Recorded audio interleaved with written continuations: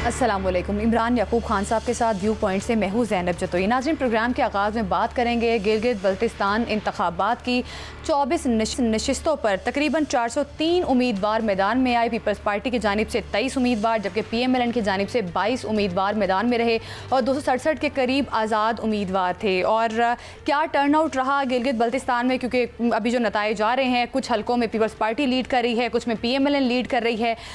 इस तमाम तर मामले पर प्रोग्राम के आगाज़ में बात करेंगे। प्रोग्राम के दूसरे मरहले में हम बात करेंगे ईरान अमरीका मुआहदे पर। वज़ीर दाखिला मोहसिन नकवी जो कि तेहरान में मौजूद हैं और ईरानी क़यादत से मुलाकात भी हुई है। मुआहदे से मुताल्लिक क्या पेशरफ्त हो सकी है अब तक, इस पर बात करेंगे। प्रोग्राम के आखिर में बात करेंगे पाकिस्तान जो कि मादनियात से मालामाल मुल्क है, इस हवाले से तेल और गैस के ज़खायर तलाश करने का सिलसिला जारी है और सिंध के ज़िला सांगड़ में तेल के ज़खायर तलाश किए गए हैं। पाकिस्तान जो कि मादनियात के हिसाब से और तवानाई के मैदान में भी आगे बढ़ता दिखाई दे रहा है। मामले पर हम बात करेंगे। सबसे पहले हम बात करेंगे गिलगित बल्तिस्तान में होने वाले इंतखाबात पर। हमारे साथ मौजूद हैं इकरामुल्लाह, नुमाइंदा GNN गिलगित इलेक्शन कमीशन के ऑफिस से बाहर, उन्होंने हमें ज्वाइन किया है। उनसे मजीद जानने की कोशिश करते हैं। इकराम, बताइएगा क्या टर्नआउट रहा? तकरीबन 9.5 लाख वोटर रजिस्टर है वहाँ पर।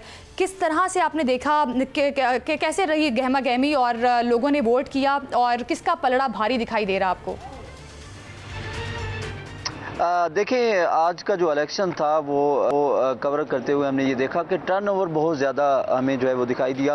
वोटर्स की जो तादाद थी वो सुबह के औकात में थोड़ी कम हमें दिखाई दी पोलिंग स्टेशन में वोट कास्ट करते हुए, जबकि दोपहर के वक्त से लेकर वक्त ख़त्म होने तक हमने मुख्तलिफ पोलिंग स्टेशन पर लाइनों में लोगों को इंतज़ार करते हुए देखा कि वो अपना वोट जो है वो कास्ट करेंगे। ये सिर्फ मर्द वोटर्स की बात नहीं कर रहा, इसमें ख़वातीन वोटर्स की भी बड़ी तादाद जो है वो दूर दराज इलाकों से, दूर दराज पहाड़ों से सफ़र करके जो है वो पोलिंग स्टेशंस पर पहुंच रहे थे। यहाँ पर कुछ ऐसे पोलिंग स्टेशंस भी हमने विज़िट किए, जैसे नलतर का पोलिंग स्टेशन हमने विज़िट किया। तो नलतर का जो पोलिंग स्टेशन था तो उसके जो करीबी गांव थे वो भी काफ़ी किलोमीटर्स जो है वो दूर से उनको सफ़र करके आना पड़ा था। तो उसमें हमने ये देखा कि बहुत दूर से आए हुए लोगों की बड़ी तादाद जो है वोटर्स की वो पोलिंग स्टेशन के बाहर मौजूद रही और पोलिंग का वक्त ख़त्म होने तक लोगों ने वोट कास्ट करने के लिए मौजूद रहे। और जो वोट कास्ट करने का जो इकराम, आमतौर पर देखा ये गया है पाकिस्तान में ट्रेंड ये रहा है कि जो वफाकी हुकूमत होती है, गिलगित बल्तिस्तान हो या कश्मीर हो, वहाँ के वोटर जो हैं वो बड़ी समझदारी का मुजाहरा करते हैं और उसी पार्टी को वोट देते हैं ताकि उनके मसाइल हल हो सके, क्योंकि उन्हें पता है कि वफाकी हुकूमत ने ग्रांट दे रही है, वहां से उनके मसले हल हो रहे हैं, वहीं से बजट आ रहे हैं। तो इस दफा वहां पे पीपल्स पार्टी, मुस्लिम लीग नून, अगरचे दोनों इत्तेहादी जमातें भी हैं, आप क्या समझते हैं कि इन दोनों का जो वहां पे टाकरा हुआ है तो कामयाबी किसके कदम चूमेगी? देखिए, बड़ा अच्छा सवाल ये है और इसी हवाले से जब यहाँ के वोटर्स से बात होती है तो यहाँ के वोटर्स बरमला ये एतराफ़ करते हुए हमें दिखाई दिए कि उनका ये कहना है कि जो वफाक की हुकूमत होती है वही हमेशा से यहाँ पे हुकूमत बनती है और वो उन्हीं की हुकूमत यहाँ पर बनाई जाती है। लोग वोटर्स जो हैं वो उसी हुकूमत को वोट देना जो है वो प्रेफर करते हैं। लेकिन कुछ ऐसे हल्के और कुछ ऐसे पोलिंग स्टेशन के वोटर्स भी थे जिन्होंने अब कहा कि हम थोड़ा मुख्तलिफ जो है वो सोच रहे हैं और जो इस दफ़ा के इलेक्शन में वोट कास्ट करने का जो हमारा इंतखाब में वोट कास्ट करने का जो तरीका है वो थोड़ा मुनफरिद ये होगा कि वो अपने इलाके के जो मसाइल हैं उनको मद्देनजर रखते हुए जो है वो वोट कास्ट करेंगे, ना कि इस दफ़ा जो वफाक में हुकूमत है उसको मद्देनजर रखकर जो है वोट कास्ट किया जाएगा। उनकी तादाद थोड़ी कम थी, लेकिन इस वक्त जो टर्न ओवर हम देख रहे हैं और इसके जो गैर हतमी गैर सरकारी नताइज हमारे तक जो मौसूल हो रहे हैं, इसमें पाकिस्तान पीपल्स पार्टी और पाकिस्तान मुस्लिम लीग नून का बड़ा कांटादार मुकाबला जो है वो हमें दिखाई दे रहा है। मुख्तलिफ हल्कों में मुख्तलिफ पोलिंग स्टेशन सिकद्दू की अगर मैं बात करूँ तो पीपल्स पार्टी जो है वो बड़ा स्ट्रांग वहाँ पर होल्ड रखती है और पाकिस्तान पीपल्स पार्टी के जो उम्मीदवार हैं वो हमें वहाँ पर जीतते हुए भी दिखाई दे रहे हैं। गिलगित GB1 हल्के की अगर मैं बात करूँ तो पाकिस्तान मुस्लिम लीग नून जो है बरतरी हासिल कर रही है। अभी तक मिला जुला रुझान जो है वो देखा जा रहा है और मिला जुले जो रिजल्ट है वो हमें मौसूल हो रहे हैं। तो इसमें सिचुएशन दोनों तरफ मिला जुला रुझान जो है वो पाया जा रहा है। मजीद करेंगे, शहजाद हुसैन ने भी हमें ज्वाइन किया है जो कि GNN गिलगित में मौजूद है इस वक्त। बताइएगा शहजाद, आपने क्या सूरत हाल रही आज सारा दिन इलेक्शन के हवाले से? क्या अपडेट्स है आपके पास? कौन सी पार्टी लीड कर रही है? जी, गिलगित बल्तिस्तान के 24 जो जनरल नशस्तों के लिए आज 7 जून के रोज जो इंतखाबात हो रहे थे, सुबह 8 बजे पोलिंग का आगाज हो गया, जो शाम 5 बजे तक के बगैर किसी वक्फे से जारी रहा। अगर यहाँ पे सियासी जमातों की बात की जाए तो पाकिस्तान पीपल्स पार्टी, पाकिस्तान मुस्लिम लीग नून, पाकिस्तान तहरीक इंसाफ समेत देगर जो सियासी और कौमी जमातों के अलावा बहुत सारे आज़ाद उम्मीदवार इस इलेक्शन में हिस्सा ले रहे थे। अभी तक जो गैर हतमी और गैर सरकारी नतीजे हमें मौसूल हो रहे हैं, उसके मुताबिक यहाँ पाकिस्तान पीपल पार्टी और पाकिस्तान मुस्लिम लीग नून का बहुत ज्यादा मुकाबला समझा जा रहा है। अगर ना उसके अगर मैं बात शहजाद ये बताइएगा कि पाकिस्तान तहरीक इंसाफ जो है उसका मुस्तकबिल क्या देखते हैं? क्या गिलगित की आवाम ने आज उसे बिल्कुल मुस्तरद कर दिया है या क्या उनके साथ आज क्या हुआ है? जी, अगर तहरीक इंसाफ की बात की जाए तो गिलगित में इनका ग्रास रूट लेवल पे इतना ज्यादा वो नहीं है। जब बहरहाल अगर हल्कावन की बात की जाए तो यहाँ पे पाकिस्तान तहरीक इंसाफ के जो हिमायत याफ्ता उम्मीदवार अलियास सदीकी थे, वो भी खास नताइज सामने नहीं ला सके हैं। अगर हम पाकिस्तान तहरीक इंसाफ के हवाले से जिला हुंजा की बात की जाए तो इस वक्त भी सूरत हाल ये है कि जो गैर हतमी नताइज है उसके मुताबिक तहरीक इंसाफ का जो हिमायत याफ्ता उम्मीदवार नेकनाम करीम था, वो 6000 से ज्यादा वोट लेके इस वक्त पहले नंबर पे है गैर हतमी नताइज के मुताबिक। लेकिन ओवरऑल पूरे जीव की बात की जाए तो तहरीक इंसाफ को वो कामयाबी अभी तक हासिल नहीं हो सकी है जितना इमरान खान को लोग पसंद करते हैं या उनके फॉलोअर्स थे। सच कोई इतना ज्यादा इतने मजबूत उम्मीदवार न सामने आ सके हैं अभी तक, और पीटीआई के हवाले से कोई खास बिल्कुल जो मकबूलियत 2020 में थी उस हिसाब से अब उस तरह से नहीं देखा जा रहा इस वक्त जो इलेक्शन हो रहे हैं। इकराम, आपसे एक दफ़ा फिर बात करेंगे, जिस तरह से आप पहले जिक्र कर रहे थे कि इस बार जो हल्के में मौजूद हल्के के इधर उधर लोग हैं वो उनकी जानिब से ये कहा जा रहा है कि हम हमारे हल्के में जो मसाइल है उस हिसाब से वोट करेंगे, ये नहीं देखेंगे कि मरकज़ में जिसकी हुकूमत है और उसी को वोट करना है। मुझे ये बताइएगा, ये भी कहा जा रहा है कि कुछ पोलिंग स्टेशन बहुत दूर दराज बनाए गए ताकि वोटर को जाते हुए मुश्किलात का सामना करना पड़े। इस हवाले से लोगों ने कुछ शिकायतें की, कुछ बताया? जो नेचुरली यहाँ पर जो माहौल है और यहाँ पर जो सिचुएशन है, इसमें यहाँ अब देखा जा सकता है कि यहाँ क्योंकि पहाड़ी इलाकों में दूर दराज के जो एरियाज़ हैं उनको कनेक्ट किया गया था चंद मेन जो स्कूल्स हैं या फिर कॉलेजेस हैं उनके साथ पोलिंग स्टेशन जो है वो बनाए गए थे। तो जो वोटर्स हैं उन्हें बड़े दूर दराज इलाकों से, पहाड़ों से सफ़र करके जो है वो आना पड़ रहा था पोलिंग स्टेशन का। लेकिन जब उनसे मेरी बात हुई कि आप यहाँ पर कितने दूर से पोलिंग स्टेशन पे आए हैं, तो उनका ये कहना था कि घंटा, 1.5 घंटा, 2 घंटे का सफर। ये घंटा, 1.5 घंटा, 2 घंटा सफर जो है वो पहाड़ी सफर है, इसको मद्देनजर रखा जाए तो उसके बावजूद वहां पर पहुंच के उनका शिकवा नहीं बल्कि उनका ये कहना था कि हम यहाँ पर आए हैं जो वोट कास्ट करने का ये जो अमल है उसके लिए बड़ी उनकी एक्साइटमेंट थी और उनकी बड़ी उम्मीदें जो हैं वो वाबस्ता थी। और उनका ये कहना था कि हम इस दफ़ा जो वोट कास्ट कर रहे हैं तो उम्मीद ये कर रहे हैं कि हम जिन मुश्किलात से गुजर के इस वोट कास्ट करने के लिए आए हैं तो अगली दफ़ा हमें वो मुश्किलात कम से कम जो है वो फेस करना पड़ी। जो खवातीन की भी बड़ी तादाद जो है वो उन पोलिंग स्टेशन जो है उन पर आ रही थी और उनका ये कहना था। इकराम, हुंजा की क्या पोजीशन है? हुंजा में क्या देखते हैं? देखिए, हुंजा के जो रिजल्ट्स हैं वो इस वक्त अभी तक पहुंचे नहीं है। इस वक्त दियामिर का रिजल्ट जो है वो गैर हतमी, गैर सरकारी हमें मौसूल हुआ, GB1 का हमें मौसूल हुआ, सकरदू का हमें मौसूल हुआ। हुंजा जो है वो क्योंकि बहुत दूर दराज एरिया है और जो हुंजा के जो पोलिंग स्टेशन हैं वो भी काफ़ी दूर दराज के एरियाज़ हैं, वहाँ से कंपाइल होना रिजल्ट और यहाँ पर पहुँचना वो थोड़ा लेट होगा। वो लेट नाइट हमें जो उसके रिजल्ट हैं वो पहुँचेंगे। उसमें अगर मैं ओवरऑल बात करूँ, जो हमने हुंजा में विजिट किया, हुंजा के जो उम्मीदवारों के हवाले से मैं अगर बात करूं तो पाकिस्तान तहरीक इंसाफ के उम्मीदवार जो हैं वो भी काफ़ी स्ट्रांग वहाँ पे दिखाई दिया। उनके जो वोटर्स की तादाद जो है वो हमें अच्छी खासी दिखाई दी। अब उसमें हुंजा के अगर मैं 2-4 अगर मेन अहम तरीन गाँव की बात करूँ, एक गणेश गाँव है जिसमें हमने विजिट किया और गणेश गाँव जो है वो यूनेस्को हेरिटेज का 1000 साल पुराना गाँव है और आज भी वो आबाद है। वहाँ पे उस गाँव के अंदर तीनों जमातों का बड़ा तगड़ा मुकाबला है। पाकिस्तान तहरीक इंसाफ का, पाकिस्तान पीपल्स पार्टी और पाकिस्तान मुस्लिम लीग नून, तीनों जमातों जो हैं उनके वोटर्स की बड़ी तादाद मौजूद थी। एक फैमिली मुझे ऐसी भी मिली, असल जमहूरियत देखने को वहाँ पे मुझे नजर आई, और उनका ये कहना था कि एक भाई जो है वो पाकिस्तान तहरीक इंसाफ को सपोर्ट कर रहा है और वोट उनको करना चाह रहा है, एक भाई जो है वो पाकिस्तान पीपल्स पार्टी को वोट कर रहा है, और एक पाकिस्तान पीपल, तो तीनों जमातों के एक एक भाई जो है वो वोट कर रहे हैं। एक ही तीनों भाई वहाँ पर मौजूद थे और तीनों का नजरिया जो है वो अपनी पार्टियों को लेकर वोट कास्ट करने के हवाले से बड़ा क्लियर था। तीनों से मैंने अलग अलग कि आप किन बुनियादों 9.5 लाख रजिस्टर्ड वोटर है जीबी में, उस हिसाब से लोग वोट करने के लिए निकले, इस बारे में बताइएगा।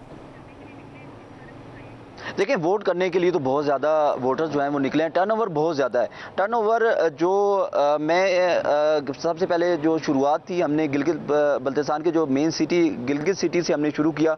गिलगित के 5 पोलिंग स्टेशंस तकरीबन सुबह 8 बजे जब पोलिंग शुरू हुई उससे लेके तकरीबन 11 बजे तक हम इन पोलिंग स्टेशंस को विजिट कर रहे थे, तो उसमें टर्नओवर जो है वो कदरे कम था। लेकिन जब 12 बजे के बाद जो है वो सिटी का टर्नओवर काफ़ी ज़्यादा बढ़ा। उसके बाद हमने विजिट करना शुरू किया मुख्तलिफ जो करीबी एरिया था, जिसमें नलतर हो गया या फिर दीगर जो करीबी जो पोलिंग स्टेशंस की पोजीशन थी वो हमने विजिट की, और वहाँ पे जो टर्नओवर चेक करने के लिए हम जब पहुंचे तो वहाँ काफ़ी ज़्यादा टर्नओवर हमने देखा। और अब जो रिजल्ट आ रहे हैं वो रिजल्ट भी इंडिकेट कर रहे हैं उन पोलिंग स्टेशंस के।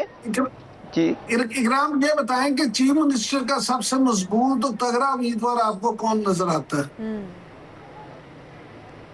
देखें, ये इंतहाई अहम तरीन सवाल आपने अब पूछ लिया।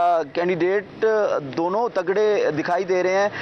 अब डिपेंड ये कर रहा है कि यहाँ के जो इस वक्त के जो रिजल्ट्स हमें दिखाई दे रहे हैं उनके अगर हम देखें, उनका मवाजना करें, तो अभी तो पाकिस्तान मुस्लिम लीग नून जो है वो थोड़ी सी हमें पलड़ा उसका भारी दिखाई दे रहा है। पीपल्स पार्टी साथ साथ चल रही है। मुख्तलिफ कुछ ऐसे हल्के हैं जिनमें पीपल्स पार्टी जो है वो काफ़ी बरतरी उनको हासिल है। पाकिस्तान पीपल्स पार्टी के जो उम्मीदवार हैं वो हम समझ सकते हैं कि शायद वो सीट निकाल जाए। लेकिन अब अगर मैं जीबी सिटी के वाले से रिजल्ट्स को अगर मैं एनालाइज करूं और उसका मवाजना करूं उसके साथ सकरदू के साथ अगर किया जाए, सकरदू के साथ जो दीगर अभी तकरीबन 54 ऐसे पोलिंग स्टेशन हैं जिनका रिजल्ट आया, तो उसमें पाकिस्तान मुस्लिम लीग नून जो है उसकी बरतरी हमें दिखाई दे रही है। तो इस तनाजुर में अगर मैं देखूं तो पाकिस्तान पीपल्स पार्टी और पाकिस्तान मुस्लिम लीग नून का जो कांटेदार मुकाबला है, इसमें इस वक्त डिसाइड किया जाना इंतहाई मुश्किल तरीन है कि पोजीशन और ये जो ताज है वो कौन सजाता है। ये जो मेरे में आपको इस वक्त नजर भी आ रहा होगा गिलगित बल्तिस्तान असेंबली, तो यहाँ पर बैठने के लिए अब जाहिर है दोनों जमातों के पलड़ा भारी है। पीपल्स पार्टी मिलन और वक्तन फवक्तन हम साथ ही साथ आप लोगों को आगाह भी करते जाएंगे। शहजाद हुसैन हमारे साथ मौजूद थे, इकरामुल्लाह साहब भी हमारे साथ मौजूद थे, हमें सारे मामले पर बता रहे थे। आप नुमाइंदगान का बहुत शुक्रिया। मजीद बात करेंगे आज़ाद कश्मीर के हवाले से। आज़ाद कश्मीर में भी इलेक्शन की डेट अनाउंस हो गई है, जुलाई में इलेक्शन होने जा रहा है आज़ाद कश्मीर में। गिलगित बल्तिस्तान के नताइज जो हैं वो किस तरह से आज़ाद कश्मीर के इलेक्शन को असरअंदाज हो सकते हैं, इस सारे मामले पर हम बात करेंगे। हमारे साथ मौजूद हैं शाह गुलाम कादिर, अपोजिशन लीडर आज़ाद जम्मू कश्मीर असेंबली। शाह गुलाम कादिर साहब, बहुत शुक्रिया आपके वक्त का। किस तरह से देख रहे हैं, क्योंकि आज़ाद कश्मीर के इलेक्शन की डेट भी करीब है, और इस बारे में क्या इन्फॉर्मेशन है आपके पास? जी, बहुत शुक्रिया आपका। आज़ाद कश्मीर में इलेक्शन 27 जुलाई को है। तो आज़ाद कश्मीर में तो मुस्लिम लीग वाहिद जमात है जिसकी तंजीम साजी मुकम्मल है। हर गांव के लेवल पर, हर पोलिंग स्टेशन लेवल पर हमारी तंजीमें मौजूद हैं और हमारे पास वर्कर्स की एक बड़ी खेप है। आप देखें कि हमारे पास टोटल 45 हलके हैं। 45 हलकों में से हमारे पास 210 दरखास्तें आई हैं टिकट की। इससे आप अंदाजा कर लें कि हमारी पार्टी के ऊपर लोगों का, कारकुनों का कितना एतमाद है। शाह गुलाम कादिर साहब, ये फरमाइएगा कि कोई शक नहीं कि आप पे बड़ा प्रेशर है, लेकिन एक प्रेशर आप पे मजीद भी है। ये फरमाइएगा कि जो ये एक्शन कमेटी है, जॉइंट एक्शन कमेटी, ये बार बार जिस तरह से जत्थों की सूरत में मामलात को शुरू कर देते हैं, तो आप क्या समझते हैं कि इस इलेक्शन में, ये जो मौजूदा इलेक्शन है, अब 27 जुलाई को इलेक्शन होना है, ये पूरा सीजन है, टूरिस्ट भी गर्मियों में आजाद कश्मीर में जाते हैं, आपका खुद क्योंकि ताल्लुक वादी नीलम वाली साइड से है, तो अब तो वहां पे लोग डर के मारे जा भी नहीं रहे। तो जब ये सूरत हाल होगी तो फिर इलेक्शन में वोट कैसे लोग डालेंगे? देखिए ना, ये बात ये है कि एक तो है डर के जीना और एक है कि तमाम हालात का मुकाबला करके जीना है। आज़ाद कश्मीर में एक्शन कमेटी को हमने दावत दी थी कि आप आएं और आकर इलेक्शन में हिस्सा लें, इलेक्शन लड़ें। अगर आपकी पॉपुलैरिटी ज़्यादा है, माने एक जत्थे की पॉपुलैरिटी जितनी होती है एक्शन कमेटी की भी उतनी है, और उनको हम कहते हैं कि आप इलेक्शन में आए, अगर आपको एतमाद है कि आप बहुत पॉपुलर हैं तो आप इंतखाब में हिस्सा लें, हिस्सा लेकर आप कामयाब होकर जो अपना मैनिफेस्टो है उस पर अमल करवा लें। हमें तो कोई इतराज नहीं है। अच्छा, लेकिन वो उस पर उनको कालादम करार वो क्यों उस दे पे दिया गया? जाते क्योंकि ये कहा जा रहा है कि टेबल टॉक के जरिए बात करनी चाहिए थी। 38 में से 35 मुतालिबात भी तस्लीम कर लिए गए, फिर उनको इलेक्शन के करीब बिल्कुल कालादम करार भी दे दिया गया। आप समझते हैं कि ये दुरुस्त इक़दाम है? जी, मैं देखें, हुकूमत आज़ाद कश्मीर ने और ख़ासतौर पर पीपल्स पार्टी के वज़ीर आज़म और उनकी काबीना को मैं बिल्कुल शाबाश देता हूँ कि उन्होंने दुरुस्त फैसला किया। अगर वो न करते तो चॉइस क्या थी? नेगोशिएट तो उनसे किया जाता जो नेगोशिएशंस में किसी बात पे, दलील पे कायल होते हों। वो तो जो 38 नुकात है, 38 में से तो 35-36 नुकात तो उनके मंजूर शुदा हैं। अब एक ही नुक्ते पे डिबेट थी और उसके लिए भी कॉन्स्टिट्यूशनल कमेटी बनी थी, वो उस पे भी शरीक होने को तैयार नहीं थे। उसके बाद वो कहते थे कि भाई अगर आपने ये खत्म करनी है, खत्म करनी नहीं। गवर्नमेंट के साथ डेडलॉक उनका बरकरार है और सुप्रीम कोर्ट की जानिब से फैसला भी दिया गया कि जो नशिस्तें हैं मुहाजिरीन की, वो हुकूमत की जानिब से जो फैसला किया गया वो बिल्कुल दुरुस्त है। बहुत शुक्रिया आपका। हमारे साथ मौजूद है शाह गुलाम कादिर साहब, इस मामले पर हमें बता रहे थे। नाजरीन, अभी वक्त हुआ है शॉर्ट ब्रेक का, हमारे साथ ही रहिएगा। Welcome back. नाजरीन, ईरान अमेरिका के दरमियान मुआहदा करवाने के हवाले से पाकिस्तान ने कोशिशें तेज़ कर दी हैं। पाकिस्तान के वज़ीर दाखिला मोहसिन नकवी भी ईरान में मौजूद हैं, ईरानी क़यादत से मुलाकात भी की है। मुआहदे से मुतालिक अभी तक क्या पेशरफ्त हो सकी, इस मामले पर बात करते हैं। ब्रिगेडियर रिटायर्ड वकार खान जो कि दिफाई तज्ज़ियाकार हैं, हमारे साथ मौजूद है। बहुत शुक्रिया आपका वकार खान साहब। किस तरह से देख रहे हैं, वज़ीर दाखिला मोहसिन नकवी साहब ने भी ईरानी क़यादत से मुलाकात की, एक लेटर भी हैंड ओवर किया है जो कि सुप्रीम लीडर के लिए है। क्या लगता है, मुआहदे में कोई बड़ी अहम पेशरफ्त हो सकती है? मुआहदे को लेकर जो पाकिस्तान की एक्सपेक्टेशंस हैं या जो पूरी दुनिया की एक्सपेक्टेशंस है कि जल्द अज जल्द मुआहदा हो जाए, आपको नजर आ रहा है आने वाले टाइम में मुआहदा होता होगा? Thank you very much.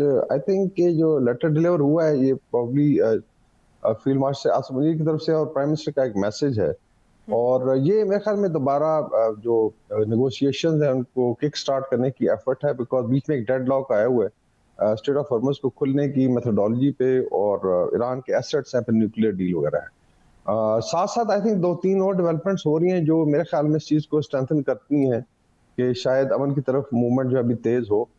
एक तो जो रिफ्ट है बिटवीन इजराइल एंड यूएस वो भी आहिस्ता आहिस्ता वाज़ेह हो रही है। पिछले दिनों ट्रम्प साहब ने एक्नॉलेज भी किया कि उन्होंने स्नप किया था नेतन्याहू को, और अभी I think defence intelligence agency की रिपोर्ट है कि इजरायली इंटेलिजेंस बहुत ज़्यादा एफर्ट करे कि अमेरिकन सीनियर लीडरशिप को बेसिकली स्पाइंग के जरिए देखा जाए कि क्या बातचीत हो, which is very very serious. उसके अलावा ब्रिगेडियर साहब ये फरमाइएगा कि मोहसिन नकवी साहब ने अब्बास अरागची साहब को जो खत हैंड ओवर किया है, कहा ये जा रहा है कि ये खत जो है असल में फील्ड मार्शल साहब की तरफ से सुप्रीम कमांडर के लिए खास एक पैगाम है, और ये पैगाम अगरचे हमारी तरफ से है लेकिन इसमें बुनियादी तौर पे प्रेसिडेंट ट्रंप का ही पैगाम है कि, और इससे अब देखेंगे कि बड़ी एक तब्दीली आने वाली है, ये गेम चेंजर ये खत साबित होगा। क्या आप भी ऐसे ही समझते हैं? जी बिल्कुल। पहले भी आई थिंक जिस मेडिएशन हुई है दोनों तरफ से, पाकिस्तान ही इसका जरिया बना है, और specially field marshal Asif Munir के से पहले 2 विजिट्स हो चुके हैं, और ये आई थिंक किसी हद तक बात सही है कि जो यूएस ने फाइनल प्रपोजल दिए हैं वो फिर फील्ड मार्शल आसिफ मुनीर ने उनके थ्रू जो है फिर भिजवाए गए हैं, और प्रोबेबली इसके बाद जो है ब्रेक थ्रू हो सकता है। पहले भी बात हो रही थी कि ईद के फौरन बाद कोई मेजर ब्रेक थ्रू होगा। दूसरा, आपको पता है कि इस वक्त पूरा रीजन जो है वो एंग्जाइटी में है, पूरी दुनिया is fed up of this war, और बाय एंड लार्ज अभी ज़ायनिस्ट लॉबी को भी काफ़ी पुश बैक है यूएस में। तो मेरे ख्याल में ट्रंप और जो नेतन्याहू के डिफरेंसेस हैं वो भी बढ़ रहे हैं, और उसके अलावा जो पाकिस्तान का रोल है एज ए मीडिएटर दोबारा आई थिंक सामने आ रहा है, उसमें फील्ड मार्शल आसिफ मुनीर का बहुत बड़ा रोल है। सर, पाकिस्तान के रोल की बात की तो सर, एक तरफ इसराइल जो है लेबनान पे हमले कर रहा है और उसकी आर्मी चीफ पाकिस्तान तशरीफ ला रहे हैं, आप क्या समझते हैं, क्या पाकिस्तान से उन्होंने मदद मांग ली है या किस लिए वो यहाँ आ रहे हैं? क्या आप समझते हैं कि मिडिल ईस्ट में हर गुजरते हुए दिन के साथ पाकिस्तान का किरदार जो है वो मजीद मजबूत होता जा रहा है? ये बिल्कुल, इस पे पहले भी बात हुई थी कि पाकिस्तान का जो भी इन्फ्लुएंस है वो बे ऑफ बंगाल से लेके मेडिटेरेनियन तक है। और मेडिटेरेनियन का मतलब है इसराइल और लेवांत का इलाका है, चाहे वो सीरिया हो, चाहे लेबनान हो। और ये अनप्रेसिडेंटेड है। आई डोंट थिंक सो कि लेबनान के आर्मी चीफ ने आई थिंक रिसेंट हिस्ट्री में दौरा किया हो। चूंकि लेबनान की ऑलरेडी बातचीत अमेरिका में भी हुई, उनके डेलीगेशन वहां पे गए थे ट्रम्प साहब की इन्विटेशन पे।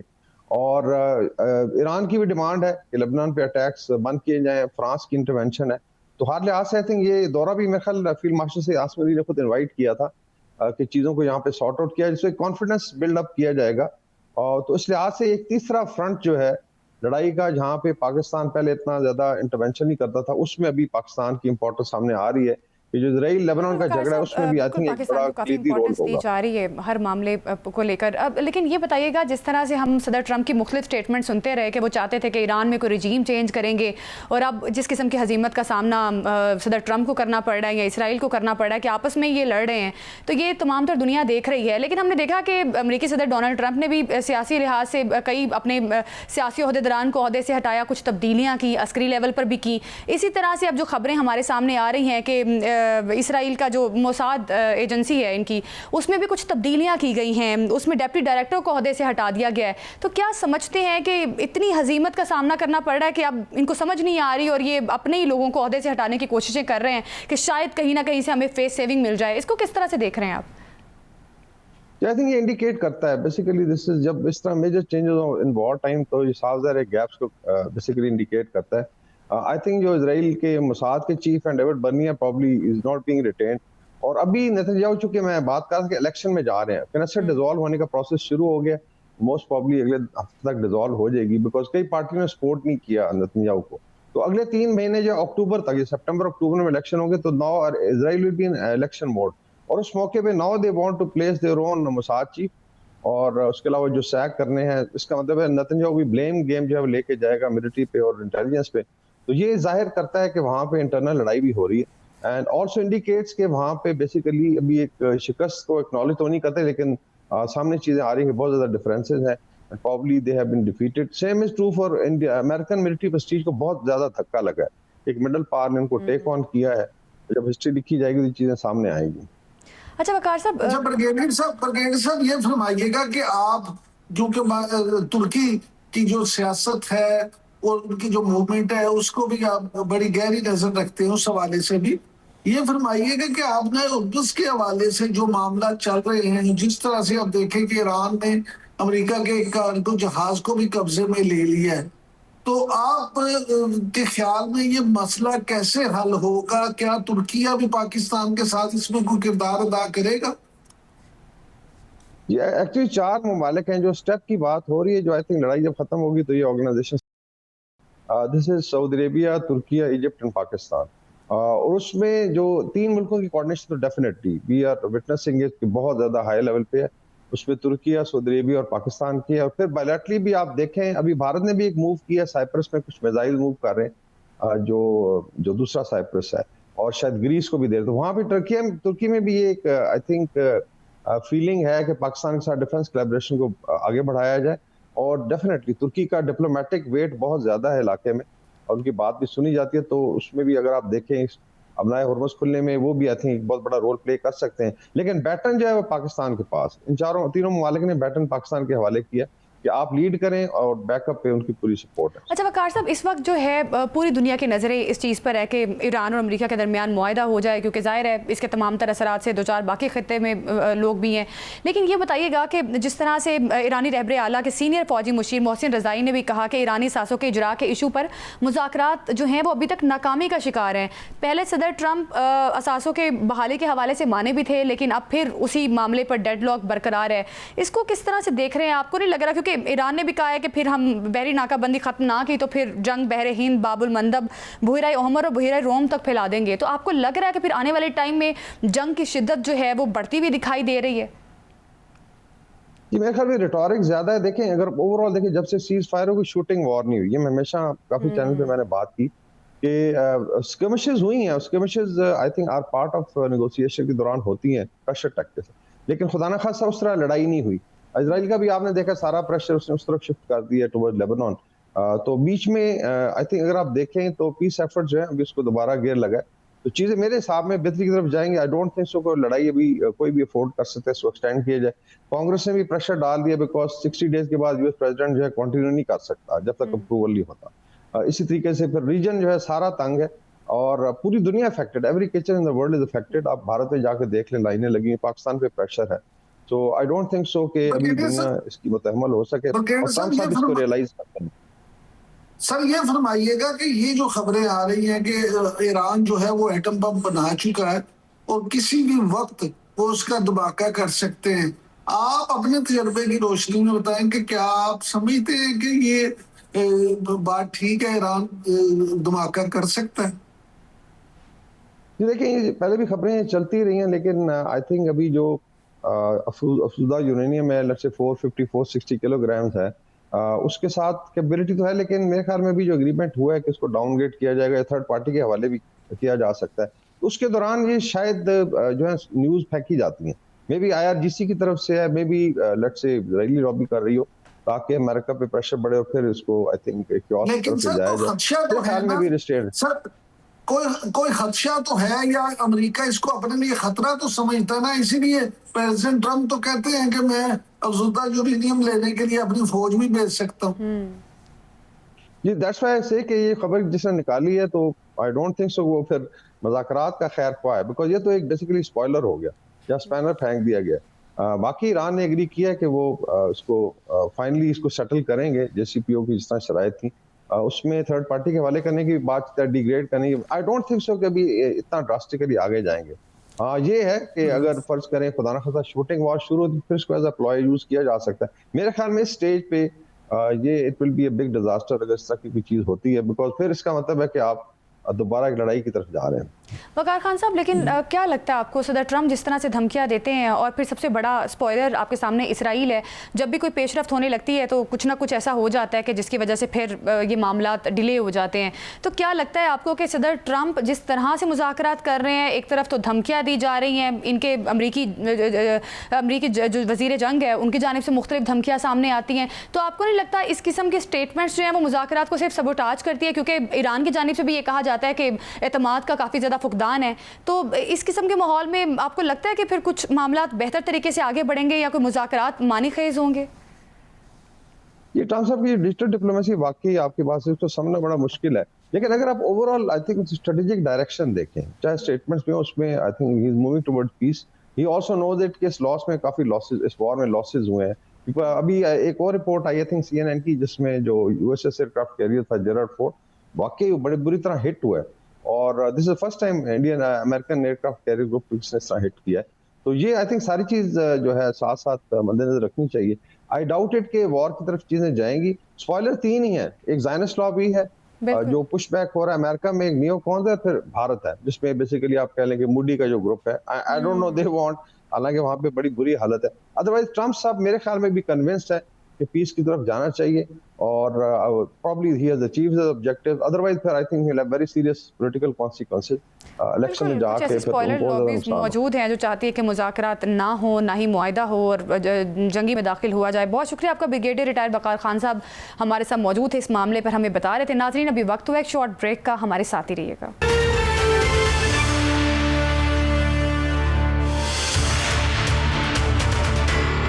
Welcome back. नाजरीन, तेल और गैस के ज़खायर तलाश करने का सिलसिला जारी है और सिंध के ज़िला सांगड़ में तेल और गैस के ज़खायर दरियाफ्त कर लिए गए हैं। इस बारे में मज़ीद जानने की कोशिश करेंगे। Abdul Hanan, global mines and minerals expert, हमारे साथ मौजूद हैं। अब्दुल हनान साहब, बहुत शुक्रिया आपके वक्त। हम पहले भी प्रोग्राम में डिस्कशंस कर चुके हैं किस तरह से पाकिस्तान तेज़ी से एक्सप्लोरेशन का अमल जो है वो मुकम्मल कर रहा है। अब इस ज़िला सांगड़ से जो दरियाफ्त हुए हैं तेल और गैस के ज़खायर, इसको किस तरह से देख रहे हैं? क्या इसमें मज़ीद भी कैपेसिटी मौजूद है और के मज़ीद भी ज़खायर दरियाफ्त हो सकते हैं? बहुत शुक्रिया ज़ैनब। मैं सबसे पहले आप लोगों को बताता चलूँ कि ये जो बॉबी फील्ड है डिस्ट्रिक्ट सांगड़ में OGDC की, ये नई फील्ड नहीं है। ये लेट 80s अर्ली 90s में आइडेंटिफाई हुई थी, डिस्कवर हुई थी बाय द OGDCL टीम। और उस वक्त जिस रॉक से हाइड्रोकार्बन को प्रोड्यूस किया गया था वो अपर सैंड्स थी। और ये Bobby north, Bobby south well, फिर बॉबी एंड धमरकी माइनिंग लीज, तो अर्ली 90s पे इस पे काम स्टार्ट हुआ था। और जो रॉक्स उस जगह पे लाई करती हैं वो एक खास डेप्थ तक थी। और उस जमाने में भी 92-35 में एक इंटरनेशनल आईडीज की रिपोर्टिंग हुई थी और उसमें भी इसको डीप टारगेट किया गया था। करंटली बहुत सी जगहों पे ऑलरेडी काम चल रहा था, तो OGDCA ने इस एरिया को डीपर ड्रिल किया उसी वेल्स को, और तकरीबन 200-300 मीटर डीप जाके जो मिडल सैंड्स हैं वहां से ये डिस्कवरी मिली। और ये जो डिस्कवरी है डेफिनेटली, जिस तरह मैं पहले भी कहता रहता हूं कि जब भी नई डिस्कवरी होती है लेटर स्टेज में, तो वो नियर बाय नेबरिंग वेल्स में अपॉर्चुनिटीज को ओपन करती हैं। तो अब इसी होराइजन को जो हमारी लोअर बोरू की सैंड्स हैं, यही सैंड जो है वो लेटर ऑन दूसरे प्रोस्पेक्ट को हाईलाइट करेंगी। और इस हाईलाइट का फायदा ये होगा कि हम एनहांस ऑयल रिकवरी कर सकते हैं और अपने रिजर्व को ऑप्टिमाइज करते हुए इसको फर्दर जो हमारा डेली की प्रोडक्शन स्टैट है उसको बूस्ट कर सकते हैं। अब्दुल हनान साहब, ये फरमाइएगा कि पहले इस तरह से होता था कि हमें कभी कभार को खबर मिलती थी कि पाकिस्तान के किसी हिस्से से कोई तेल निकला, कहीं से कोई गैस निकली। अब अल्हम्दुलिल्लाह सुम्मा अल्हम्दुलिल्लाह अक्सर सुनने में ये आता है, और ये भी सुनने में आता है कि पहले से बहुत बड़े ज़खायर हैं। तो आप क्या समझते हैं कि ये जो मामलात हैं, ये कब तक आप ये समझते हैं कि पाकिस्तान जो है अगर इसी तरह से ज़खायर मिलते रहे, तो अगर पूरी तरह से ना भी हो तो काफी हद तक हम खुद कफील हो जाए और हमारा जो इस पे इंपोर्ट बिल है वो चले खत्म ना हो तो कम से कम आधा ही हो जाए? बिल्कुल इमरान साहब, मैं आपको इसमें बताता चलूं कि टेक्निकली जब हम ईयर टू ईयर अपनी ऑयल स्टैट्स, प्रोडक्शन स्टैट्स को देखते हैं, तो पाकिस्तान की जो हाइड्रोकार्बन की रिजर्व लाइफ है वो तकरीबन पिछले 17 साल में दिसंबर से नेक्स्ट ईयर में गई है, वो इंक्रीज हुई है। और हमारे जो ऑयल रिजर्व हैं वो तकरीबन 6% ईयर टू ईयर इंक्रीज हुए हैं। और हमारी जो गैस की प्रोडक्शन है वो 4% हमारे जो रिजर्व है वो इंक्रीज हुए हैं। और आप पिछले 1 साल से देख रहे हैं कि हमारी जितनी भी लोकल्स स्टेट और enterprises oil and gas companies हैं वो मुसलसल दिन रात कोई ना कोई डिस्कवरी दे रही है। और इसके साथ डेफिनेटली फॉरेन वेंचर भी मौजूद है। और उसमें जो इंपॉर्टेंट फील्ड है जिसमें माड़ी गजीज का सेक्शन है, शादाबपुर वेल है, बिटानी है, बरगजई जो कि और नशपा फील्ड, ये वो इस साल की खास डिस्कवरीज हैं जिन्होंने हमारी एनुअल प्रोडक्शन को इंक्रीज किया। और इसी तरह हमारा जो फ्रंटियर बेसिन है उसके अंदर हमें डिस्कवरीज मिल रही हैं। तो ये एक बहुत अच्छा साइन है, क्योंकि हमारी जितने भी स्टेट और एंटरप्राइजेज हैं, हमारी डेली डिमांड हम 70 to 80% तेजी से हम डिस्कवरीज कर रहे हैं। जाहिर है ऐसा लग रहा है कि पाकिस्तान आने वाले टाइम में डिपेंडेंट हो जाएगा तवानाई सेक्टर में भी। एक रिपोर्ट भी सामने है जिसका भी जिक्र आप कुछ देर पहले कर भी रहे थे कि 2025 तक मुल्क की हाइड्रोकार्बन रिजर्व लाइफ बढ़कर 17 साल तक पहुंच गई है। और गैस के ज़खायर की रिजर्व लाइफ भी 18 साल, जबकि खाम तेल के ज़खायर की रिजर्व लाइफ 11 साल तक बेहतर हुई है। तो इससे साफ जाहिर होता है कि पाकिस्तान किस तरह से और किस तेज़ी से आगे बढ़ा है। ये बताइएगा कि तवानाई माहिरीन ये भी कह रहे हैं जो नई दरियाफ्तें हो रही हैं इससे दरामदी ईंधन पर इन्हिसार कम करने में काफ़ी मुआविन साबित हो सकती हैं, बल्कि ज़र मुबादला के खराज में कमी और तवानाई शोबे में सरमायाकारी को फ़रोग मिलेगा। इसको भी इलेबोरेट कीजिएगा, इससे हम तेज़ी से किस तरह से फ़ायदा उठा सकते हैं? देखिए ज़ैनब, क्योंकि हमारी डेली की जो लोकल प्रोडक्शन है वो तकरीबन 65,000 बैरल पर डे है, और कभी कभार ये 70 to 85,000 बैरल पर डे पे चली जाती है। तो ये जो 4-5 डिस्कवरीज हुई हैं जिसमें नशमा फील्ड है, बरगजई है और इस तरह की फील्ड्स हैं, इससे हमें जो चीज करने को we have to do at immediately, हमारे जो एक्सप्लोरेशन है फ्रंटियर बेसिस पाकिस्तान के, जिसको हम टेक्निकली जियोलॉजिकल टर्म में फ्रंटियर बेसिस कहते हैं, वो ओपन अप हो रहे हैं। जिसमें एक आपको मैंने पहले भी बताया था, हमारा ऑफशोर पाकिस्तान का सेक्शन है। दूसरा हमारे पास ये जो पुरानी फील्ड्स हैं इसी को रिवैम्प किया जाए नई टेक्नोलॉजी के साथ। इस तरह जो कोहाट का हमारा सेक्शन है, वेस्ट सेक्शन है, कोहाट से वजीरिस्तान, यहाँ पे हम एक्सटेंड करेंगे। तो इस जो 3-4 चीजें इमीडिएट गवर्नमेंट कर सकती है, हमने अपनी एक्सप्लोरेशन को एनहांस करना है, हमारी जितने भी फिस्कल एंड रॉयल्टी रिजीम्स है इसको रिवैम्प करना है, और जहाँ पे भी हाइड्रोकार्बन की एक्सप्लोरेशन होती है वहाँ पे पेट्रोलियम इंजीनियर्स, जियोलॉजिस्ट और एक इंपॉर्टेंट सेक्शन होता है रिजर्वायर डिपार्टमेंट का, और वहाँ पे एक टेक्निकल टर्म है एनहांस ऑयल रिकवरी। जी इमरान साहब। अच्छा अब्दुल हनान साहब, आपने जैसे हुकूमती इक़दामात का जिक्र किया, ये फरमाइएगा कि वज़ीर-ए-आज़म मियां शहबाज शरीफ ने जो हदायत की है कि चीन के साथ खास तौर पे जो MOU साइन हुए हैं उस पे मादनियात के हवाले से उन पे तेजी से अमल किया जाए। तो हमारे MOUs तो सऊदी अरब के साथ भी कुछ साइन हुए थे, दीगर भी दोस्त ममालिक के साथ, तो उनका मुस्तकबिल क्या देखते हैं? क्या ये MOU से बात एग्रीमेंट तक और फिर इन्वेस्टमेंट तक कब तक पहुंचेगी? बिल्कुल। जो जितने भी हमारे MOUs होते हैं वो असल चीज तो स्टार्ट होती है जब उस पे प्रैक्टिकल इम्प्लीमेंटेशन होती है। ये सब 3 से 5 साल का साइकिल होता है। अब जैसे प्राइम मिनिस्टर साहब ने रिसेंटली चीन के साथ MOUs जो एक विजिट हुआ था चाइना का उसमें किए गए हैं। तो ये जो MOUs होते हैं ये बेसिकली होते हैं टेक्नोलॉजी ट्रांसफर के लिए। और जब टेक्नोलॉजी ट्रांसफर होती है, देखिए रिसोर्सेज पाकिस्तान के पास सारे मौजूद हैं, मिनरल्स के लिए भी और हाइड्रोकार्बन्स के लिए भी, लेकिन जो टेक्नोलॉजी रिक्वायर्ड है वो इस तरह के MOUs से आती है। या तो MOUs इन्वेस्टमेंट लेके आते हैं या प्रोडक्शन होती है। तो असल चीज है इम्प्लीमेंटेशन। तो जब इम्प्लीमेंटेशन होती है माइनिंग में आप 5 साल के अंदर अच्छे रेवेन्यूज को जनरेट कर सकते हैं। जिसकी एग्जांपल मैं देता हूं कि बेरी गोल्ड ने रिकॉर्डिक में एक 17-18 साल का लाइफ साइकिल से एक मॉडल सेट कर दिया। अब कोई भी नई कंपनी आएगी उसको 20 साल नहीं लगाने, उसने उसी जो रिसर्च क्लस्टर उसको फोकस करना है और 3 से 5 साल में एक लार्ज माइनिंग लीज है उसको डेवलप किया जा सकता है इररिस्पेक्टिव ऑफ के हमारे सिक्योरिटी कंसर्न मौजूद हो। इसी तरह चाइना के ताउन से हम ऑलरेडी प्रोसेसिंग में चाइना हमें बहुत ज्यादा हेल्प आउट कर रहा है। वो और को मेटल में कन्वर्ट करने की टेक्नोलॉजी हो, वो प्लेसर गोल्ड में को रिफाइन करने की टेक्नोलॉजी हो, क्योंकि चाइना ऑलरेडी दुनिया में लीडिंग रोल अदा कर रहा है रॉ और को फाइनाइट प्रोडक्ट में बनाने के लिए। इस तरह आपके प्रोग्राम के तवज्जो से बता चलूं, पिछले 1 साल से जो लास्ट मिनरल समिट हुआ था हमारा, जापान के साथ MOU हुआ, गवर्नमेंट पाकिस्तान का फ्रांस के साथ हुआ, कनाडा के साथ हुआ, ऑस्ट्रेलिया के साथ, तुर्की के साथ, सऊदीया के साथ। तो जितने भी MOUs हैं ये ऑलरेडी इसमें जो गवर्नमेंट के इदारे हैं वर्किंग कर रहे हैं। हमें एक होमवर्क करना है और होमवर्क को ऑन बोर्ड लाते हुए इस पे एक्टिवली हनान भाई आपने रेकॉर्डिक का जिक्र किया, तो रेकॉर्डिक का मुस्तकबिल क्या देखते हैं? रेकॉर्डिंग का मुस्तकबिल देखें सर, इसमें 2028 में जो फर्स्ट साइकिल है 2028 से 2035 का, वो माइनिंग स्टार्ट होनी है। और उसमें एक लोकल सिक्योरिटी या रीजन की वजह से एक इमेज आया था कि शायद बेरी गोल्ड वापस जा रही है। ऐसा कुछ भी नहीं है।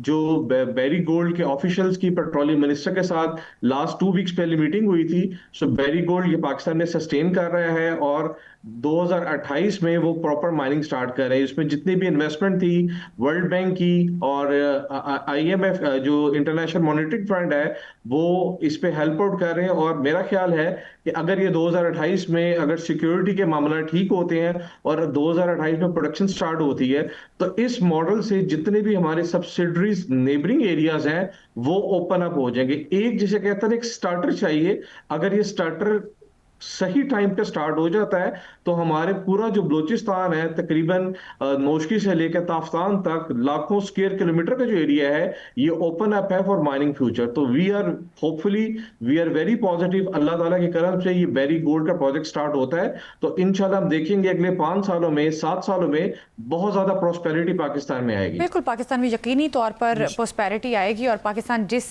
स्पीड से काम कर रहा है और सही समत कर रहा है इससे पाकिस्तान मुआशी लिहाज से फ़ायदा ले सकता है। बहुत शुक्रिया आपका अब्दुल हनान साहब, हमारे साथ मौजूद थे, सारे मामले पर हमें बता रहे थे। नाजरीन, इसी के साथ प्रोग्राम से दीजिए हमें इजाज़त। अल्लाह हाफिज़।